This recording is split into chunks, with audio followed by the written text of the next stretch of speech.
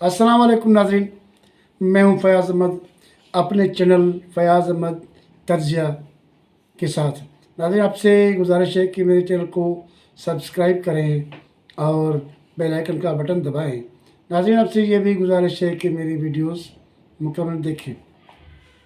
नाज़रीन, आज का टॉपिक वो है, हम समझो कि एक किस्म का इंकिशाफ कर रहे हैं। अपना मुल्की टॉपिक है। नाज़रीन, आपको पता है कि जनरल परवेज़ मुशर्रफ के ख़िलाफ़ बगावत का मुकदमा हुआ था, केस दायर किया गया था और उसी केस में उसको सज़ा भी हुई थी। फिर वो इसी हवाले से वो जलावतन हो गए थे, मुल्क से बाहर चले गए थे और वहीं उनका इंतकाल हुआ था। ये तो पता है कि आर्मी चीफ था, इस हिसाब से जो उस वक़्त आर्मी चीफ था राहल शरीफ, उसने उसको मुकम्मल सपोर्ट की थी। अरे हम इस पर बात करेंगे कि इस पर ये मुकदमा किसके इशारे पे हुआ था और ये क्या वजूहत थी, मुख्तसरन बात करेंगे।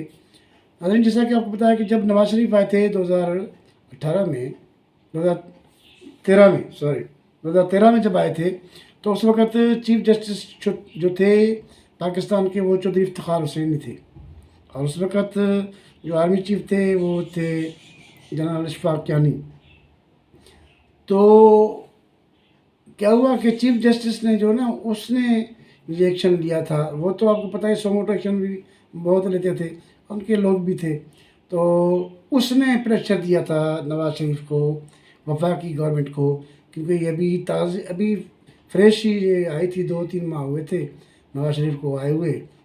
तो उसने ये प्रेशर दिया था और बाकायदा कोर्ट का आर्डर जो हुआ था कि वफाकी हुकूमत बताए, हमें ये बताए कि आप परवेज़ मुशर्रफ पर गद्दारी का आर्टिकल 6 का जो मुकदमा है वो दायर कर दे कि नहीं। एमरजेंसी नाफिज की थी उसने। आपको पता ही है कि सुप्रीम कोर्ट की जजों को हटा दिया गया था, जिसमें इफ्तिखार हुसैन थे। उसको बहुत गुस्सा था उस हिसाब से। तो इस हिसाब से हमें ये वफाकी हुकूमत बताए, फिर वरना हम दूसरा इकदाम करेंगे।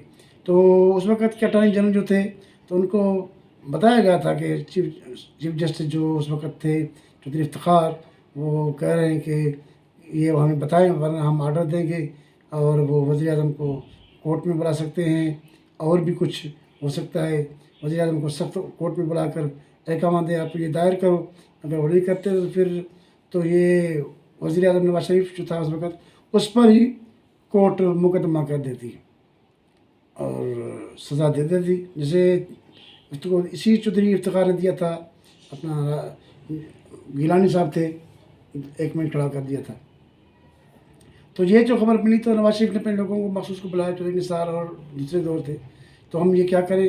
तो नवाज शरीफ ने कहा कि इस वक्त जो आर्मी चीफ हैं कियानी साहब, उससे आप मिलें, उनसे बात करें कि वो क्या कहते हैं, फिर हम इस हिसाब से सोचेंगे। तो वो जो टीम थी वो गई जनरल अशफाक परवेज़ कियानी के पास। उसने कहा कि ये मसला आपके लिए बड़ा संगीन है, तो आपको कोर्ट का हुक्म भी है। तो हम आप ये क्या आप करें कि आप जो है वो बगावत का मुकदमा दायर कर दें, फिर आगे हम इसको हैंडल करेंगे, कोई मसला नहीं। फिर ये हुक्म जब मुझको मिला जनरल अशफाक कियानी का, उन्होंने इशारा दिया कि आप भली दायर कर दें, फिर ये केस चलता रहेगा, हम हैंडल कर देंगे।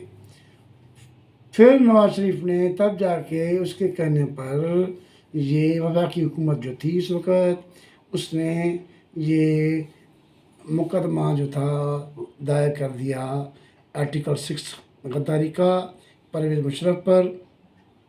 तो फिर उस पर जवाब तो बहुत ही थे। माजी नवाज शरीफ की हुकूमत हटाई गई थी, कारगिल का मामला था और फिर ये इमरजेंसी नाफिज की थी। वैसे तो आपको पता ही है कि चौधरी इफ्तिखार उसके समझो कि बसख्त हरीफ ही थे, उनको उन्होंने हटा दिया था। फिर तहरीक चली थी, फिर जब आसिफ अली ज़रदारी की हुकूमत थी तो उसने उसको बहाल किया था। तो इस हिसाब से नाज़रीन जो है कि नवाज शरीफ को जो है ना, वो उन्होंने कहा था, HQ वालों के ही कहने पे उसने किया था काम। फिर आपको पता है कि नवाज शरीफ के साथ क्या हुआ था, कैसे गेम खेला गया, कैसे इमरान को आगे लाया गया, कैसे नवाज शरीफ को सज़ा दी गई, ये सारी चीज़ें आपको पता है। तो उसका मकसद है कि खेल खिलाने वाले भी वही हैं, बाकी तो सारे मोरे हैं रखे हुए हैं, कब किसको किधर इस्तेमाल करते हैं वो वही जानते हैं।